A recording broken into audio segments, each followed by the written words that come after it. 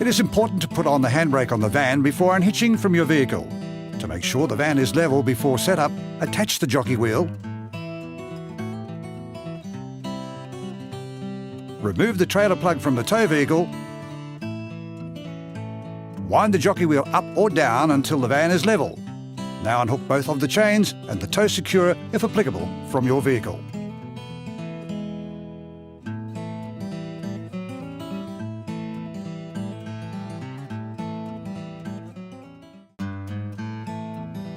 To stabilise your van, use the jacks at each corner using the handle. Wind down until all 4 legs are on the ground.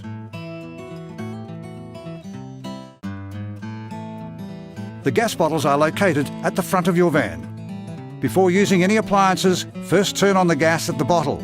Ensure the tap lever mounted above the regulator is pointing toward the bottle you intend on using. It is imperative that your leads are 15 amps. This will allow you to plug in a 15 amp site. Plug the mains power into the van's power inlet. If you are in a remote area or plan on travelling into such areas, we suggest that you talk to your dealer about a generator that is applicable to your van, or a suitable solar system, if applicable. To fill the water tanks and connect to a water supply, unlock the water filler by rotating clockwise from the plastic key provided. The water tank's fillers are located to either side of the hose connection. That, when attached, will provide a constant supply of water to your kitchen sink, vanity and shower. Unlock the front window shield by turning both knobs.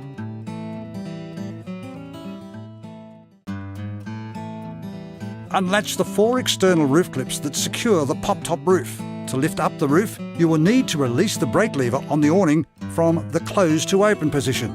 To do this, you simply push the lever away from you towards the van. You then raise the roof by pushing the easy lift arm located inside the van at both the front and back ends. Rotate the silver latch to secure the easy lift arm in place. Lifting the roof can be done one end at a time. Start by moving the awning lock on the top right of the awning to the open position. Undo the arm locks and loosen the black lock knobs. Pull the awning strap down to release and extend the awning. If you cannot reach the strap, there is a wand located inside the van. Next, extend the side awning arms. Lift with the handle, lock into place and tighten the black knob.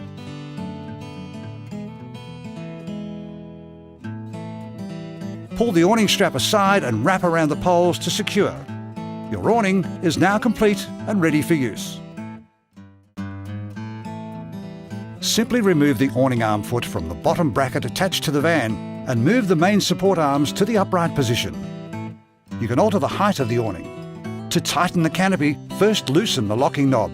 Apply pressure to the main arm and retighten the knob.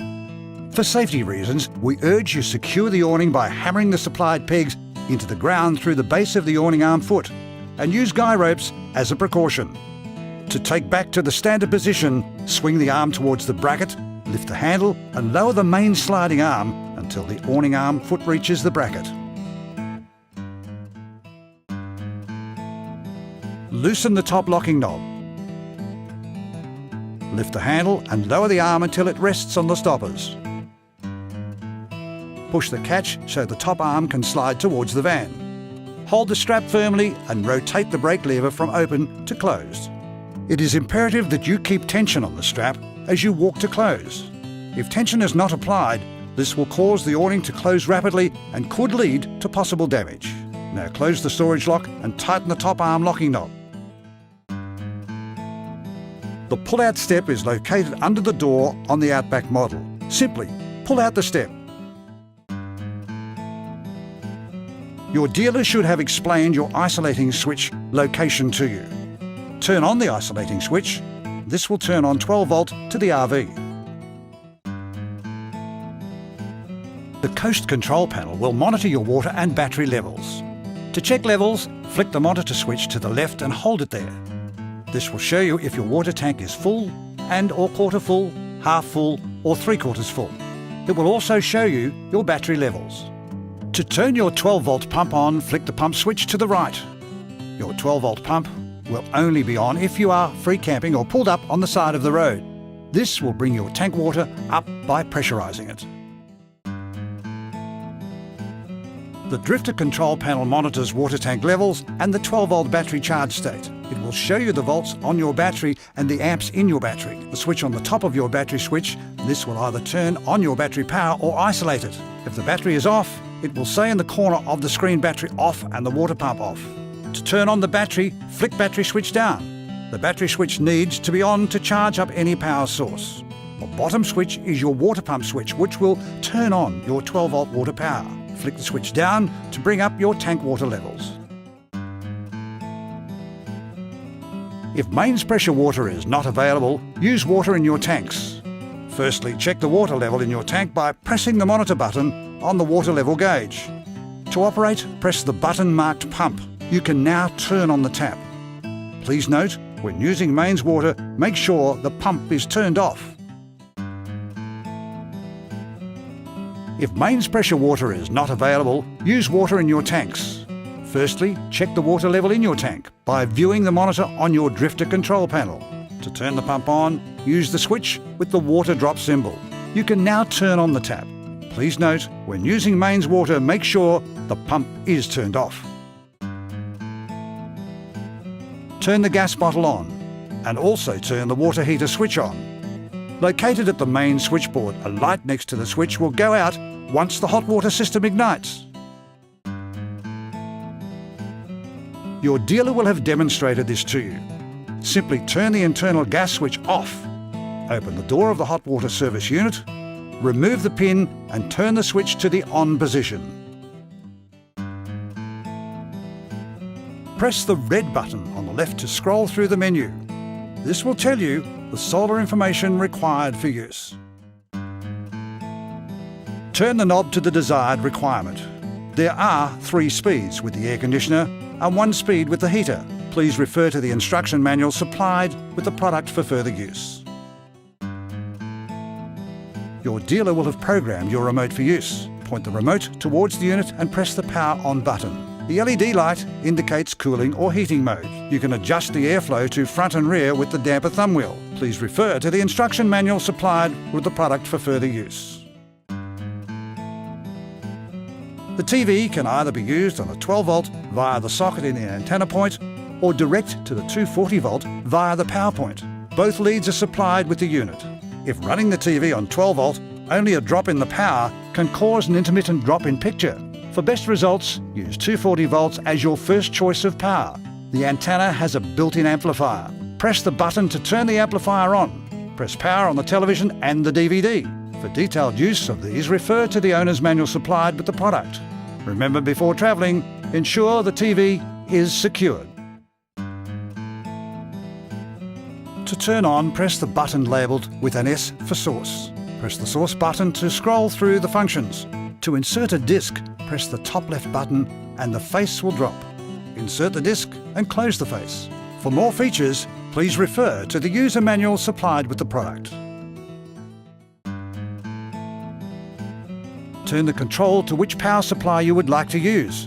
When travelling, switch the fridge to 12-volt DC. In a caravan park with 240 volts, switch the knob to 240 volts AC. In an area with no mains power, turn the knob to gas. To light, press and hold the gas release button, then press the igniter until the indicator points to green, then release. Do not under any circumstances run the fridge on gas when travelling. Please refer to the owner's manual for further use. Please use the buttons to operate the range hood. This includes LED downlight, fan and speed settings. Turn and hold down the knob for the burner you wish to light. Now press the ignite button and hold down until flames appear from the burner. The same process applies with the griller and oven if applicable. Please note that the grill door is to remain open when the griller is in use, and the glass lid must be fully up when any burners are in use. When using the griller for the first time, run for 15 minutes and the oven for 30 minutes without food inside. It is important to turn off all burners and allow them to cool down before closing the lid. Remove the cooking plate from the microwave oven before you start travelling. The microwave has a 25-litre oven capacity and 5 power level setting. The microwave has the following settings: quick start, auto defrost, speed defrost, multi-stage cooking, auto cook, and features a child lock option. The roof hatch can be used in 2 positions. Please follow the grooves to select the position. You can slide the fly screen across the roof hatch for protection, while still allowing light through. There is also a block-out screen for use. To reach extra storage, simply lift the bed with the assistance of the gas struts. Once the mains or the 12-volt pump are going, just simply rotate the flick mixer to the desired temperature and pressure. You will find the toilet chemicals under the toilet lid. Before you use, move the grey latch located on the toilet base to the left-hand side. Your dealer will have explained how to use the cassette to you. Locate your cassette and apply the chemicals as per your dealer's instructions.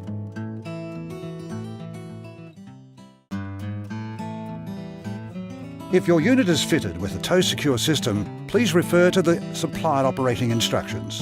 Connect the blue cable to a part of your tow vehicle. The tow secure system is standard equipment when GTM exceeds 2,000 kilograms. It's important to make sure that the battery inside the tow secure system is fully charged before travelling. This unit will engage the RV brakes in the unlikely event of your RV coming free from your tow vehicle. Close the awning. Check that the brake lever of the awning is in the closed position, as well as the arm storage lock and turning knob is tight. Close the electric slide out. Turn off the gas. Wind the rear jacks up. Put the jockey wheel into the bracket and raise the jockey wheel until it is lifting the front of the van. Wind up the front jacks. Lower the jockey wheel so the hitch on your van can catch onto the tow ball. Release the handbrake. Using a good fiberglass polish and a car cleaner that does not contain ammonium, use warm water and a sponge to remove dirt and grime, and in most cases warm water will be sufficient. A soft cloth needs to be used when cleaning the windows to prevent scratching. Once again, please remember, cleaning products must be ammonia-free.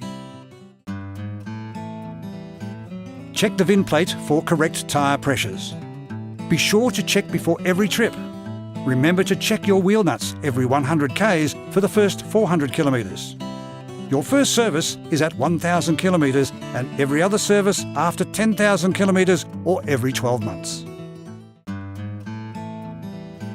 For safety reasons, be aware that you need more room for turning and extra space required when approaching and exiting fuel bowsers. Be aware when towing, you do need a greater braking distance while in traffic and when approaching traffic lights. If you require more advice in towing skills, we suggest you liaise with your dealer. Most recognised caravan parks have provision to dispose of waste from your toilet. Just remember, if you are unsure, ask one of your fellow Jayco owners. We are sure that they will only be too happy to help and offer advice.